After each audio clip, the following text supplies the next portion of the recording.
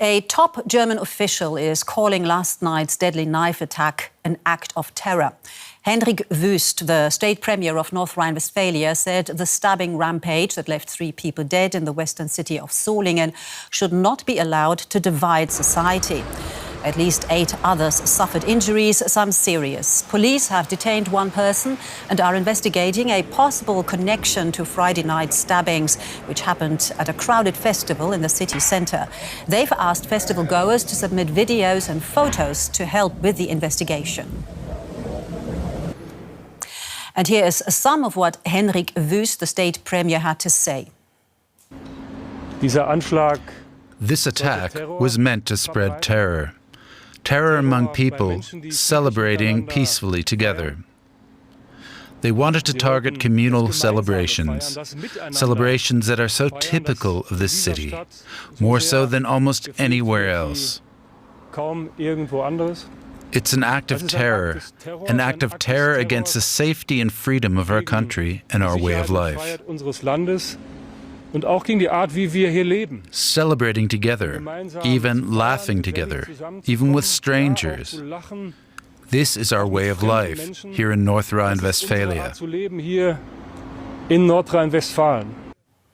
And before we talk about this press statement, let's first go to DW reporter Aaron Tilton, who is in Solingen. Aaron, first of all, what's the latest you're hearing where you are? Well, here in Solingen, you're really getting the sense that it's a community unified in sadness and also shock after yesterday's horrible attacks, which actually occurred right in the square you can see behind me. Now, it's still cordoned off by police as the investigation is ongoing, but you definitely notice an increased police presence throughout the region and especially in the city. Now, speaking to some of the police officers here, they say they're attempting to reassure a shaken community that they are still safe while the suspect, or the main suspect in yesterday's attack, is still at large. Now, yeah, you can't see it, but just off camera from me, the residents of Solingen have been assembling a makeshift memorial to the victims and the families of the victims of yesterday's attack. There are flowers and candles being laid down, and on many of the signs you're seeing one word written, warum, or why. And that really is the question at the hour here among many people you speak to. Why was Solingen the target of what now the government is referring to as a terror attack? Of course, with so little information being available, the rumor mill is already starting to run, and I do think that is fueling some of the insecurity you hear when you're speaking to many of the residents of the city.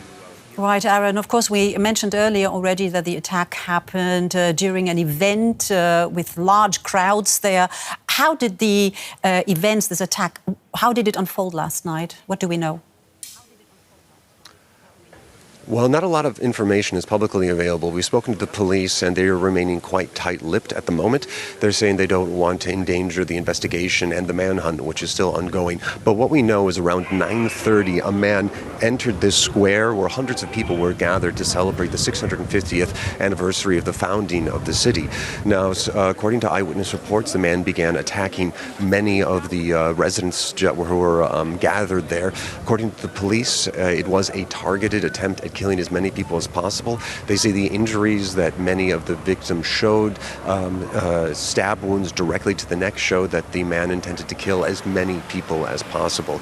Now, as you already mentioned, 3 people have unfortunately lost their lives so far, and another 8 are being treated in area hospitals. So far, there's very little information available about the suspect. There's been a lot of contradictory reports.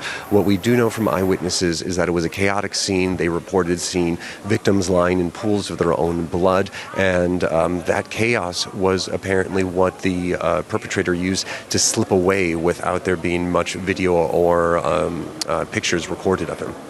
All right, DW's Aaron Tilton reporting for us from Solingen, the place where the deadly attack took place last night. Aaron, thank you so much. Thank you. And for more analysis, I'm now joined by DW Chief Political Editor Michaela Köfner. And Michaela, let's first perhaps start by looking at the statement given there by the state premier of North Rhine-Westphalia, Hendrik Wüst, who, unlike the authorities who spoke beforehand, states very clearly this was an act of terror. What do you make of that? Yes, this was quite a remarkable statement for him to make, because we'd seen a press conference before where the police refused to say that they suspected terrorism, although they did stress that they didn't rule out terrorism. But if they were zooming in on a suspicion of terrorism, that would mean that the federal state prosecutor and not the regional state prosecutor would continue those proceedings. So that would elevate this to a different level also of legal attention.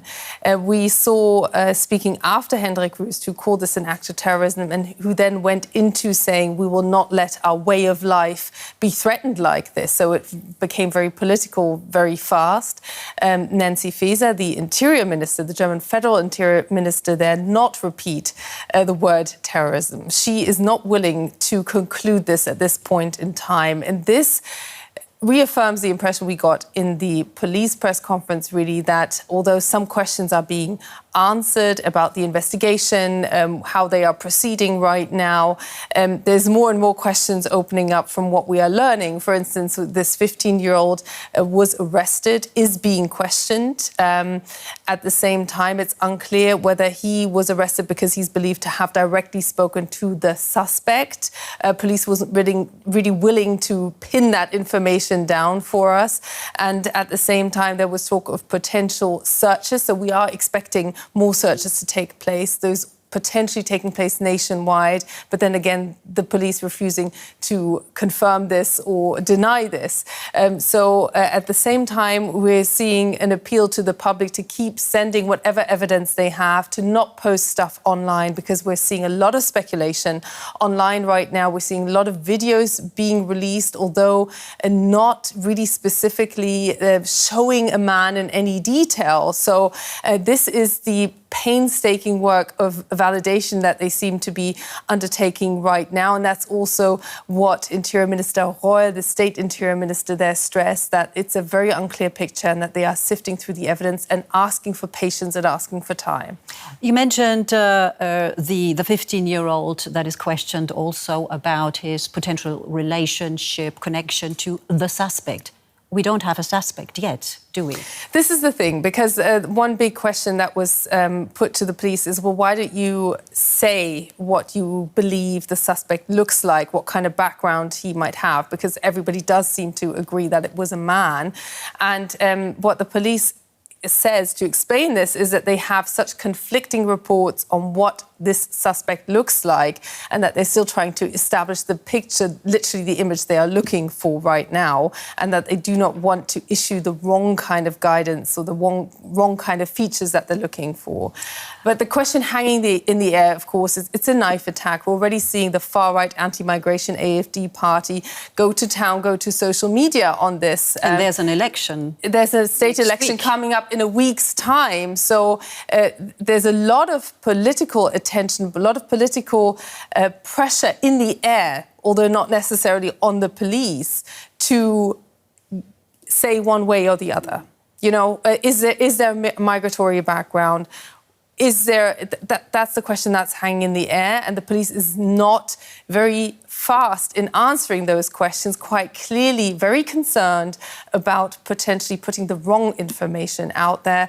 At the same time, the news cycle continues, and particularly the social media cycle continues. And that could be very damaging. There's a lot of misleading information online at this moment. And a lot of people will be very, very worried in that whole region, because the perpetrator, whoever it is still at large.